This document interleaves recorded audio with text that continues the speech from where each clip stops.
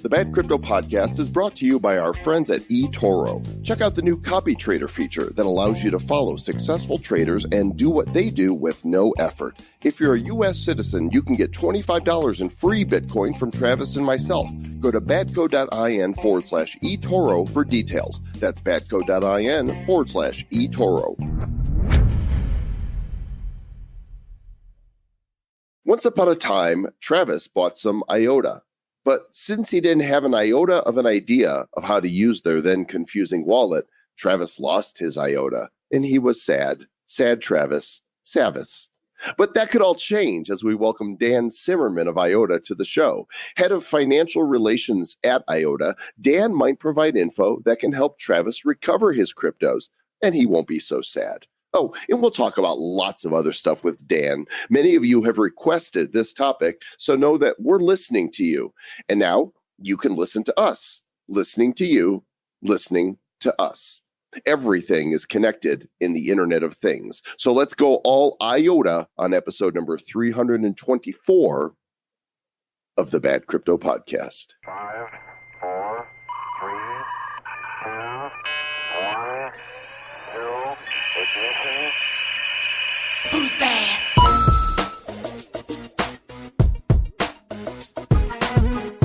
You're right, Mr. Joe Com.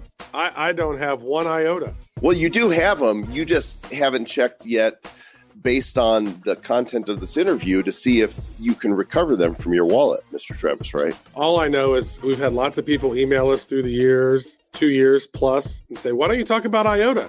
We've always been like, IOTA. IOTA. But we had a great conversation with this dude about IOTA now, so it's like maybe they don't suck as bad anymore. Well, you haven't tried yet, have you? Because I know, everybody's been traveling, and I don't know if you've had a chance. But let's talk about this after the interview. It'll make more sense to people. Want to give a shout out to our show sponsor, eToro. If you want to succeed in the crypto markets, well, it makes sense that you need the best trading app. eToro is a brilliant app that gives you access to the world's best cryptos, and it provides the smartest trading tools. It's easy to use and lightning fast. Trading fees are low, they're transparent, and if you want to try it out before you trade with real monies, they give you a $100,000 virtual trading feature. You can connect with over 11 million other eToro traders around the world. Go create an account, go to badco.in/eToro now, and you still might be able to get yourself some bad coin socks. And Travis, we're about out of socks, but we have some bad crypto hats now. So if you don't get socks, you might get a hat instead, which is also super cool. Very cool. I mean, it's the kind of hat that you like, not the flat bill kind of hat that I like, but it's the cool sort of curved hat.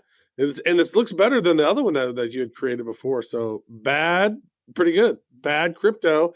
Yeah, eToro, you want to go to badco.in/eToro. Click the country you're in. Make sure to do a deposit of $50 at least, and then use that $50 to buy some crypto, and then take a screenshot and send it over to us, and we'll verify it and get your socks sent out to you. Or a cap. Could hey, you know what, Mr. Joe Com? It's some great news. World CryptoCon is right around the corner in Vegas next week. Oh, yeah. We're going to be in Vegas all week, baby. It's going to be huge. Yes. And are we going to, have we thought about having a meetup? What do you think? We've talked about it a bunch of times, and now we are prepared to finally announce the when, the where of the meetups. Would you like to be the one to make the news here? Yes. So one of the companies that we advise from an early startup way back in the day, back in early 2018, is a company called CoinGenius.ai. And they're doing some really, really cool stuff. They've gotten some funding. They've built this thing out, and they're going to be unveiling some really cool stuff. And we are having the meetup with them. They're the sponsor of it, and it's October 30th from 10 p.m. to 11:30 p.m. So it's kind of like a little after party, kind of a calm before the storm, because October 31st is going to be so crazy. Let's have a nice little chill sort of chat, get together on the 30th. And that should be great. So whether you're coming to World CryptoCon for the event, or you just live in Vegas and aren't going to the event but want to come to the meetup, you're invited. More specifics on that will be coming here in future episodes. Just mark your calendar in Las Vegas for October 30th, 10 to 11:30 p.m. Pacific Standard Time. All right, it's time to talk IOTA. So let's do this. We've had the opportunity to speak with a lot of companies that are in the top 10 to 20 of the crypto space. And there's one that we've referenced previously on the show that we really don't know too much about, other than Travis has had some struggles with one of their old wallets. That token is the IOTA token. And with us today to help Travis get his cryptos back is the head of financial relations at the IOTA Foundation. His name is Dan Simerman. Met him recently at the Coinvention, and now he's here in the Republic of Bad Cryptopia. Dan, welcome to the show. Thanks for having me, guys. Absolutely. So the website for those of you following along at home is iota.org. And Dan, how did you get wrapped into IOTA? Yeah, so I got stuck into the digital asset space a couple years ago, like everyone else, and I got really fascinated with understanding the different value propositions for all the assets out there, right? There's Bitcoin, there's Ethereum, and then there's thousands of other projects, and sometimes it's really hard to distinguish one between the other. And I came across IOTA in about late 2016, early 2017. And they just had such a unique value proposition, right? They were creating a system to solve a real problem out there around digital trust and how devices can communicate with one another. And so they had this really novel approach to distributed ledger technology in general. And then they had this asset that was very unique on the market. So I kind of went down the rabbit hole, and one thing led to another. Got very deep into the community, and eventually ended up joining the foundation a couple months ago. I think we kind of hit a situation where we grew so quickly that we had a lot of demand on the network before it was ready. This was early on. Since then we've grown significantly. We updated our wallet. So we've got this wallet called Trinity. It's probably one of the best wallets in the entire game right now. It's been audited 3 times, I believe, and really updated the user experience. You can go to, I believe it's trinity.iota.org, and you can play around with it. But we're trying to make the user experience better. What's really kind of tricky is that we're not a blockchain, right? And because we don't have a blockchain, we don't have miners and stakers. So we've always done things kind of differently, usually for kind of future-facing scenarios. Like we have one-time address creation, and that's to be quantum resistant. We heard about the quantum computer that was just created by Google. There's a real concern that a quantum computer could be able to break a lot of the cryptography for common blockchain. So all these decisions that we made kind of made the user experience a little difficult really early on. And since then, we've made a lot of progress. Our network is incredibly robust. We've got a lot of big corporate partners actually on there, using the Tangle now.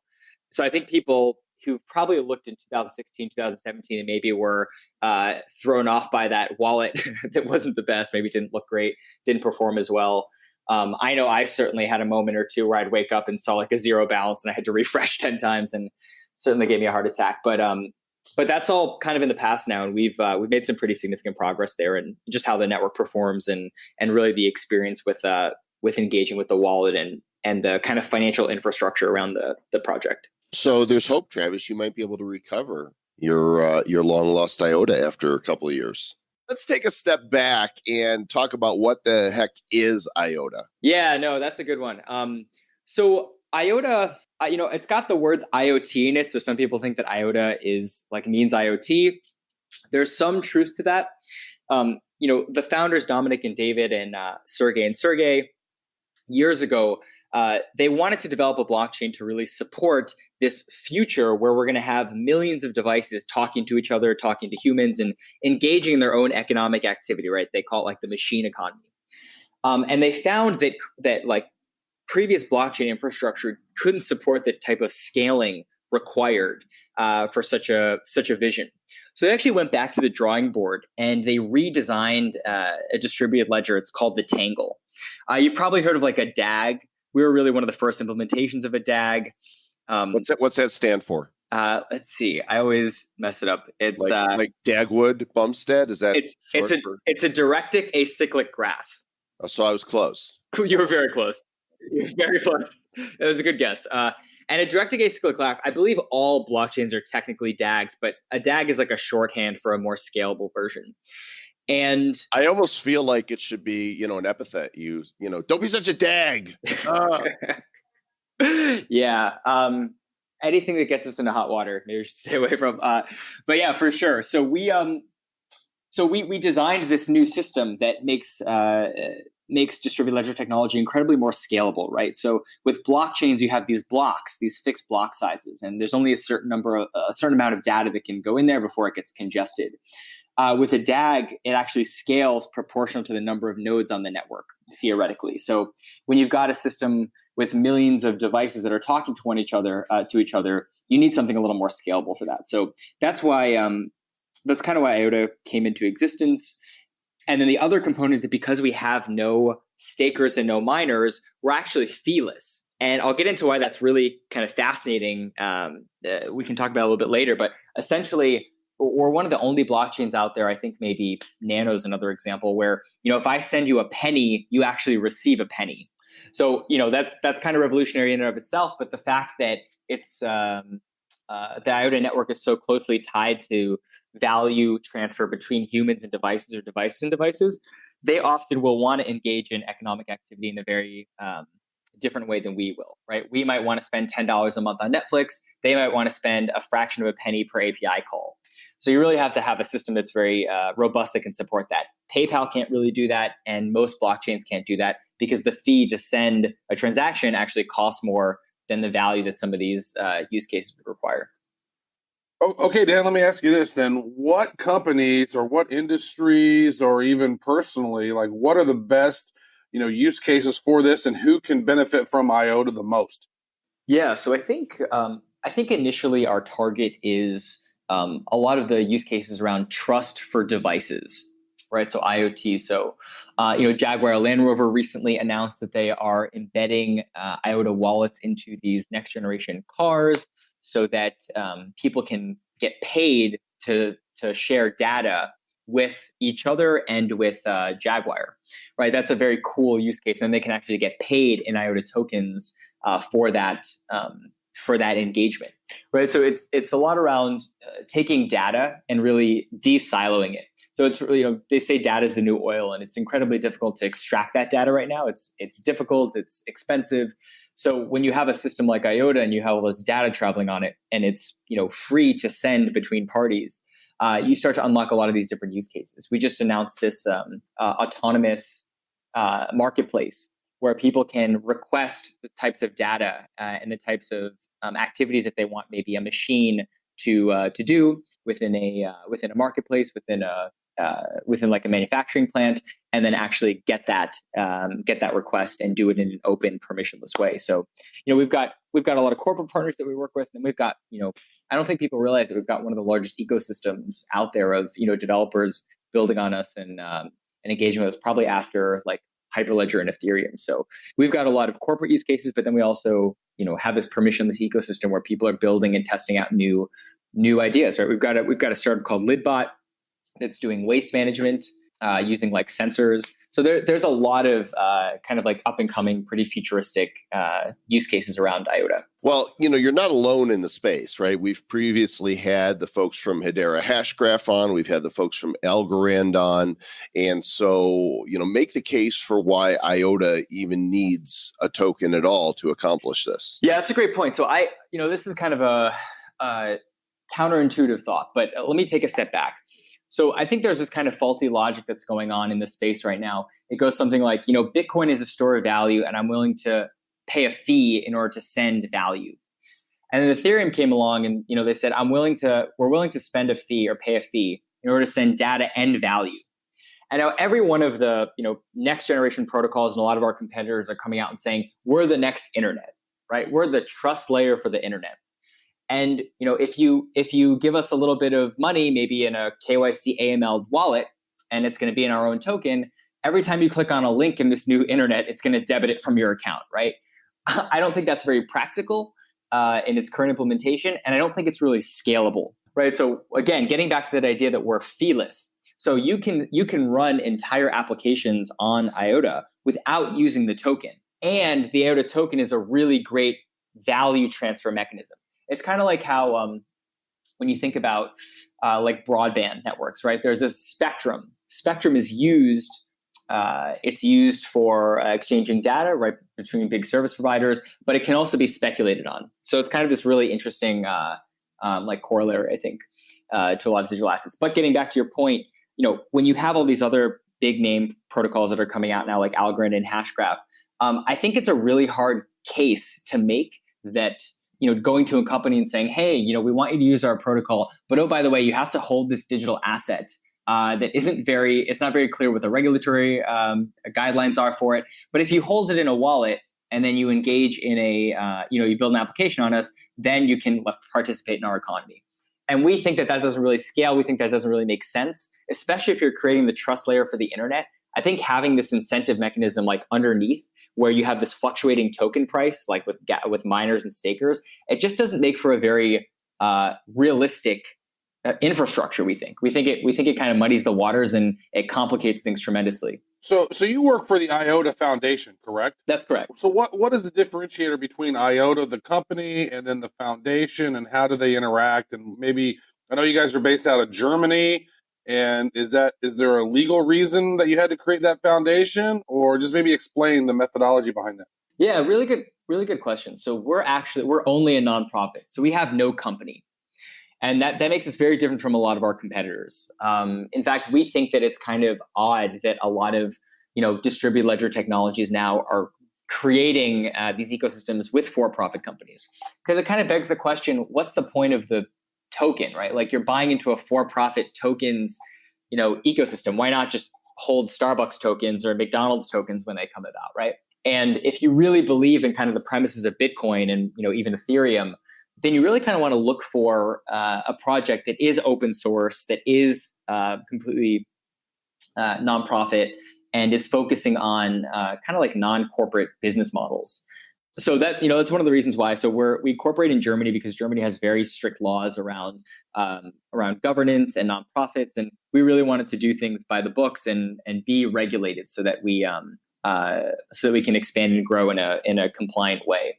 We have the strictest laws. You will comply. I've only been there a couple times, but yeah, they're very. I think they're like, there's something about it's way more difficult to get a German nonprofit than like a Swiss. You see everyone getting like a Swiss nonprofit these days. I might be wrong here, but I think it's more difficult. Not that really means anything, but Germany is our home, and we're international. We've got 120 people around the world that work for the foundation.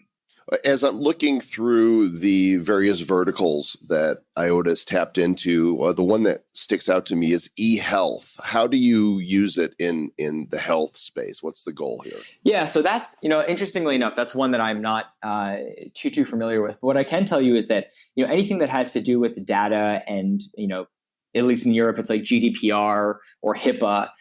You can take data and you can engage in different activities in very compliant ways.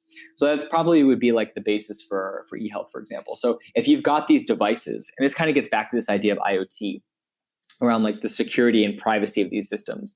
It's one thing if you've got, Equifax, and someone goes in and hacks the database and gets all of your social security numbers. We kind of forget about it tomorrow, but we know it's a terrible thing that all of our data is kind of floating around. It's quite another when someone hacks into a pacemaker or a medical device, especially when you think about kind of the security of IoT and centralized networks. So, I think one of the biggest use cases for us for devices in general, but especially with e-health, is creating that layer of trust and security when you've got a fleet of devices that are maybe part of either a hospital's network or just a kind of a general what you want to call it, like a city. Find the word. like a city, right? Like people within a city, population. There we go. Great. So on your site, I noticed there is some information, like up on the top, it says, news, wallet, cubic, docs, ecosystem, coordicide. Like, these are some weird words. First of all, what is cubic? Yeah, so Cubic is a really interesting project. It's a second layer solution to IOTA, where especially when we kind of start moving, and this is kind of a futuristic thought, but as we start moving away from the cloud and start doing more edge computing, right, where computation is happening at the device rather than in a centralized cloud database, there's going to be a need for some really specific tooling, like decentralized computation, right? Or even like a variation of smart contracts. And what Cubic is that it allows the IOTA network to support our variation of smart contracts, decentralized computing, and oracles. So it's a pretty lofty project. We've been working on it for, I think, a little over a year now. And we've made some pretty great progress. So we'll hopefully have something to share in the next few weeks. I am Cubic. And what's this other thing? Coordicide. It sounds like something you don't want, but apparently it's something we do want. What is it? So Coordicide. So as you both probably know, one of the controversies around IOTA is that we get knocked a lot for having this centralized, or people call it like a centralized component called a coordinator. And all it is that it keeps the network safe as the network grows. And I think people forget that it's often difficult for a network to become completely decentralized right out the gate, right? Often there's little checkpoints in order to, once the network is strong enough, you can remove that component. I believe Bitcoin had something similar. I know they didn't call it Coordicide, but essentially what this is that it's this little centralized component. Just make sure that the health of the network is there before any sort of malicious activity can come and take it over. So we're right now in the process of removing it, and it's a pretty large effort, right? So it's about making the network more decentralized and permissionless, finality within seconds. We really want to make it scalable and lightweight, and it's introducing a new consensus mechanism called fast probabilistic consensus (FPC). And the goal is that once Coordicide is enabled and the coordinator is removed, we really think that we will have solved the trilemma. I know that you probably had one or two guests that have claimed to do that, but we think that being feeless on top of solving the trilemma is really the goal there. Yeah, it's like an extra dilemma when you have a trilemma. I have a quadlemma because I lost so many IOTA. Well, let's get this fixed. How do we need to let's set up the Trinity wallet right now. Let's make this happen. I actually just did it. By the way, I want to comment that you had us download it when we saw right. you, and I figured, all right, let's see how simple this is. And I installed it on my phone. Your seed is super complicated, which is good for security, bad for just a pain in the ass to, you got to copy it down or store your seed vault and make sure all that. But I'm in the wallet. So Travis, if you had this wallet, I don't think you would have lost your IOTAs. Yeah, probably, maybe so, but unfortunately, I was an early adopter. Now, I'm sure there's other people who maybe were early adopters as well, and I know I've heard other people who've lost their IOTA, but there's not a company IOTA because it's decentralized. So, like, if you've lost your IOTA, maybe download this wallet and test it out and upload your seed, and maybe it will connect to the Tangle, and maybe your IOTAs will magically reappear. They probably won't, but they might. Well, you don't know. That is a possibility. I can't download it right now because my internet connectivity is so poor here. So, but I will try to upload. I will download that eventually. There is a possibility that they'll appear. Okay, so you've come, a long way from where you are. Let's talk about the evolution of IOTA over the last year and where you think things are going to, head over the next year or two. Yeah, so like I said, we scaled up very quickly.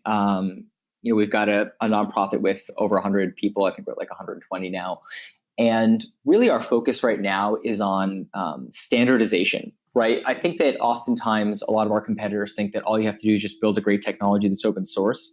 But you really have to get the buy-in of not only corporate partners, but also the community and the people.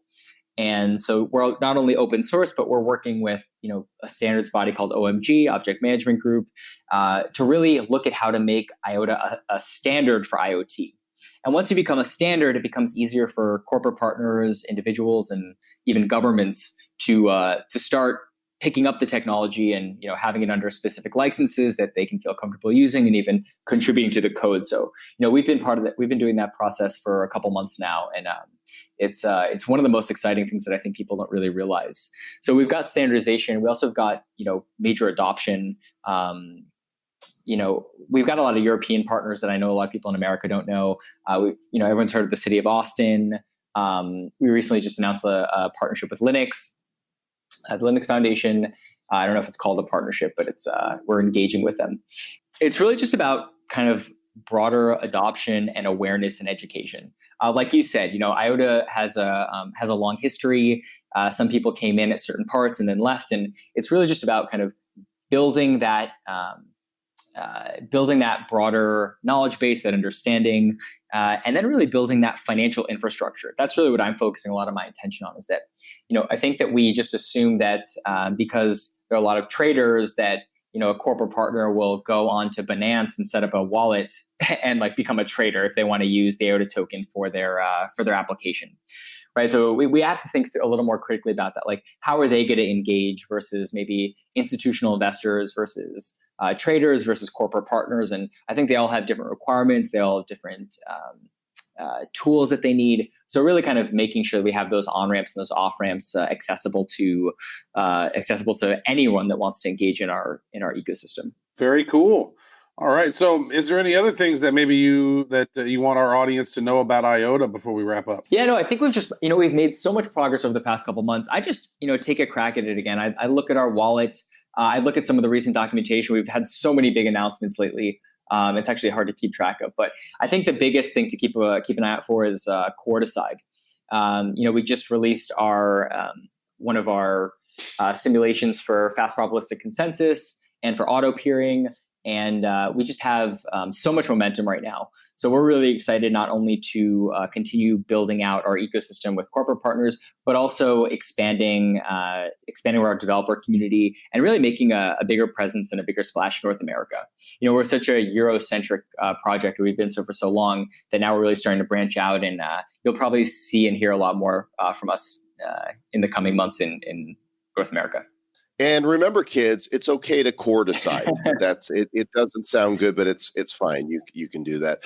Dan Simerman, IOTA Foundation. Thanks again for joining us. We appreciate it. Thank you for having me.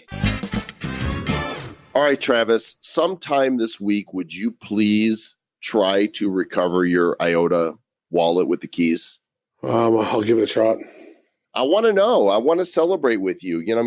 It's so rare that somebody loses something and then they find it again. And I would celebrate with you if you found your IOTA. I'm pretty sure I won't, but that's good. We'll try. You're so optimistic. You're Travamistic. Thank you. Supercalifragilistic ex no iota docious. Mm-hmm. Yeah. Travis has no IOTA. He has no clue where it is.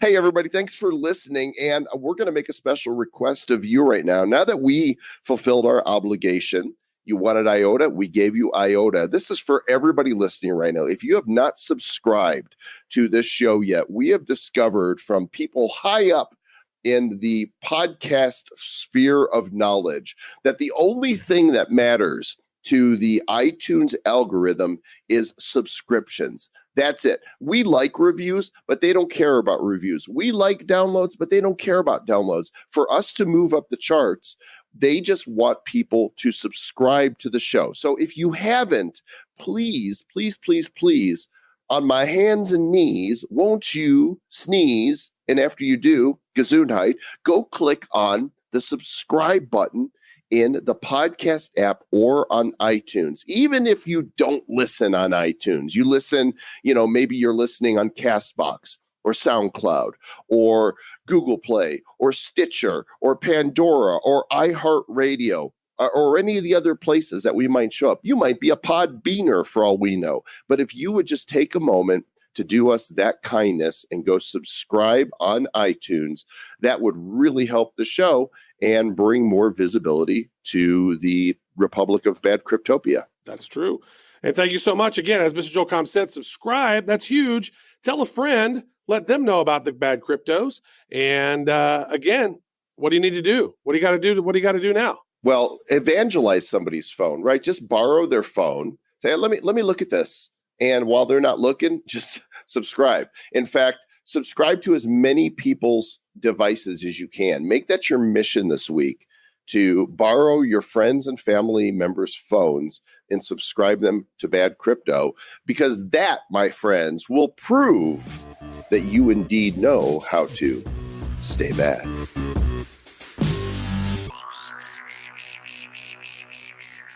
Who's bad? The Bad Crypto Podcast is a production of Bad Crypto LLC. The content of the show, the videos, and the website is provided for educational, informational, and entertainment purposes only. It's not intended to be and does not constitute financial, investment, or trading advice of any kind. You shouldn't make any decisions as to finances, investing, trading, or anything else based on this information without undertaking independent due diligence and consultation with a professional financial advisor. Please understand that the trading of Bitcoins and alternative cryptocurrencies have potential risks involved. Anyone wishing to invest in any of the currencies or tokens mentioned on this podcast should first seek their own independent professional financial advisor.